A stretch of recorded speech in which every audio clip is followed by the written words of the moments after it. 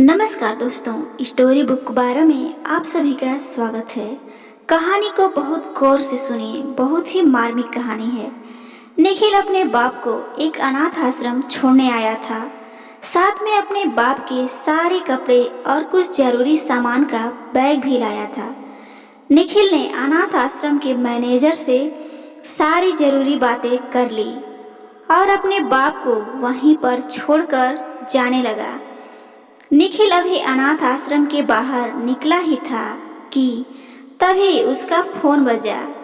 वह फोन उसकी पत्नी का था, जो दूसरी तरफ से निखिल को कह रही थी कि अपने वापस आने से पहले अपने बाप को समझा देना कि आप किसी भी छुट्टी या त्योहार पर हमसे मिलने नहीं आएंगे तो भी चलेगा। वह वहीं पर खुशी से रहें और हमें भी यहाँ सुख से रहने दें। निखिल फोन रखकर वापस अनाथ आश्रम में जाता है तो देखता है कि उसके बूढ़े पिता अनाथ आश्रम के मैनेजर से हंस हंस कर बातें कर रहे थे और काफी खुश भी लग रहे थे।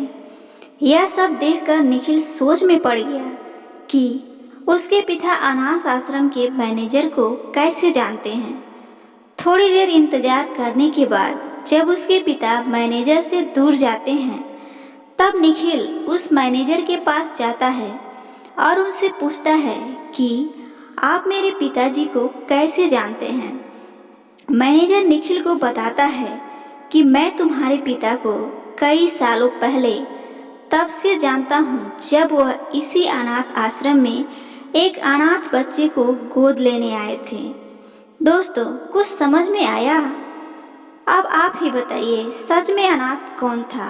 वह बेटा जो अपने बाप द्वारा बिना उसे बताए किए गए इतने बड़े उपकार के बदले उनके जीवन के आखिरी समय में इस तरह ठोकर मार रहा था, या वह पिता जिसने एक अनाथ बच्चे को निस्वार्थ भाव से इतना प्यार दिया जितना खुद के बच्चे को भी शायद कुछ लोग नहीं दे पाते हैं। वह लड़का वही निशब्द होकर आंसू भरे आंखों के साथ उस पिता के कदमों में गिर गया। पिता ने उसे उठाया और गले से लगा लिया। लड़का बोला, पिताजी, मैं तो आपसे माफ़ी मांगने लायक भी नहीं रहा। मैं कैसे आपका शुक्रिया अदा करूं? समझ में नहीं आ रहा है। बस आप अपने घर चलिए, उस घर का कोना कोना आपको ढूंढ रहा होगा। प्लीज पापा, प्लीज घर लौट चलिए। मैनेजर साहब भी भावुक हो गए और उन्हें सहृदय वहां से विदा किए। दोस्तों, अपने माता पिता की कद्र करना सीखो, क्योंकि आप नहीं जानते होंगे कि उन्होंने आपसे क्या क्या छुपा रखा है, कितने बलिदान, कितने त्याग उन्होंने आपके लिए किए हैं। दोस्तों, एक कहानी आपको कैसी लगी जरूर बताइए, और ऐसे ही रोचक और ज्ञानवर्धक कहानियाँ रोजाना सुनने के लिए इस चैनल स्टोरी बुक 12 को जरूर सब्सक्राइब कीजिए। धन्यवाद।